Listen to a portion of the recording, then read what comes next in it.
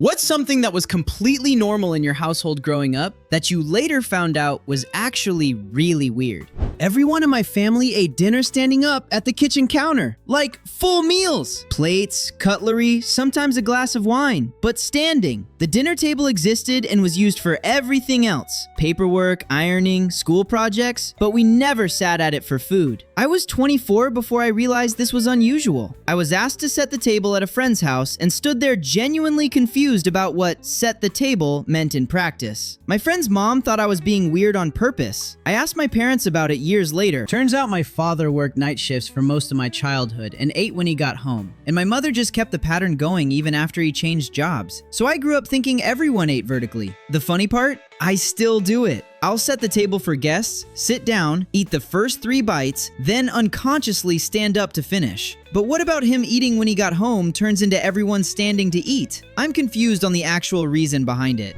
Can I add one that is currently happening to my kids? Just last night at dinner, I realized we do this insane thing that will someday not translate well when they grow up. When my husband makes a really amazing meal, me and the kids get angry because it is so good. We make little angry noises while we eat, an occasional table slap, and say out loud, "This is so good, it makes me angry." And then we pretend to faint on the table from pure food bliss. I just imagine the first time one of my boys goes over to a girlfriend's house for a home-cooked meal and pulls this stunt because they think it is normal and gets looked at like a crazy person. Good times. Not me, but my best friend. She was never allowed to close the bedroom door all the way, even to sleep or change. One of the punishments they used regularly was to completely remove the door. This rule did not apply to her brother, only her. Then one night I woke up to find her dad standing there in his underwear watching us sleep. I never stayed the night there again.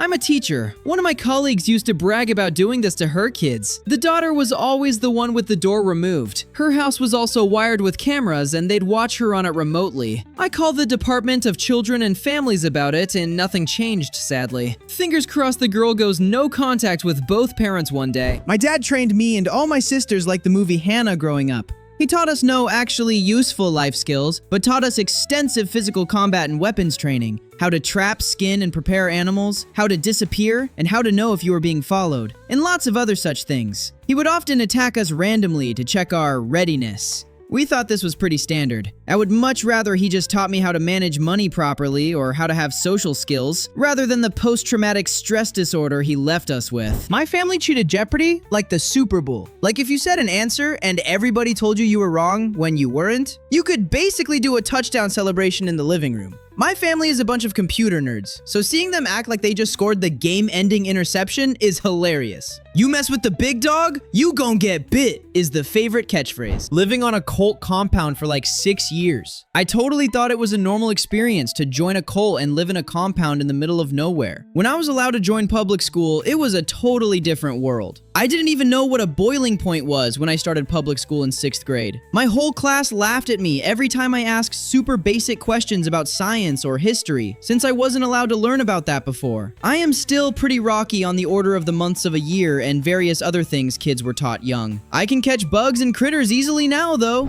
Reading while eating wasn't even fully optional for me. My brain just reads whatever is close by if it's not doing something else. Reading the back of the cereal box. Every word on the bottle of motor oil Dad left on the table. Whatever is to hand. Literally whatever. My brain just does that. So I might as well bring a book and make it fun. Read the ingredients list on every condiment on the table. LOL. I did this as a kid. Never even thought about it until now. Growing up, everyone in the house would just silently disappear to the rooms after an argument, and then reappeared 2 hours later acting like absolutely nothing happened. No apology, no discussion, just emotionally respawned. I thought that was how all families handled conflict, until I went to a friend's house and watched their parents calmly talk through a disagreement like 2 coworkers in a meeting. Genuinely felt like I was witnessing forbidden technology. People being in the hospital almost all the time. I thought it was pretty normal to have at least one immediate family member, or at the very least a cousin or aunt or uncle, in the hospital. The idea that someone didn't regularly have siblings in for surgery or other tests baffled me, especially those who had barely been in a hospital at all. I had visited my siblings or parents so many times by the time I was 10 that the hospital was more familiar than local restaurants to me.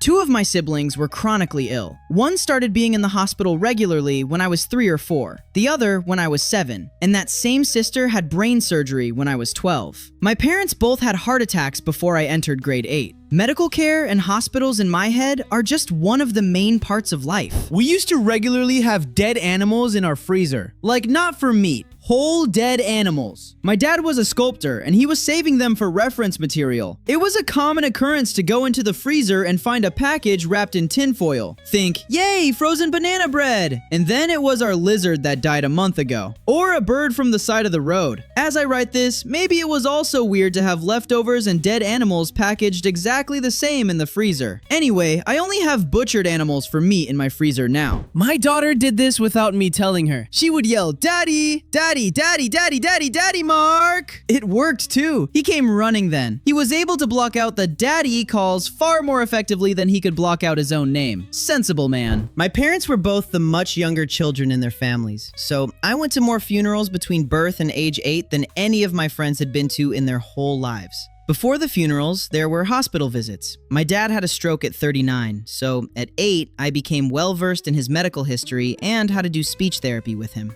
I ended up babysitting him in the summer when I was that young because he was having seizures and couldn't be home alone. I was 37 before my therapist was like, "That wasn't fair of them to make you do." To me, it was just what needed to be done. We used to keep the TV volume on even numbers only. I genuinely thought every family did that until I went to a friend's house and saw 17 on the screen, like some kind of psychopath behavior. Throwing up in giant kitchen mixing bowls when you're sick. It was 5-gallon buckets for us. I went out and bought a 5-gallon bucket when I moved out of my parents' place because what if I need to puke in the middle of the night? Yes, I've used it. Wait, we have a barf bucket that I refer to as the bucket of fun. I'm 42 and just now learning this is weird.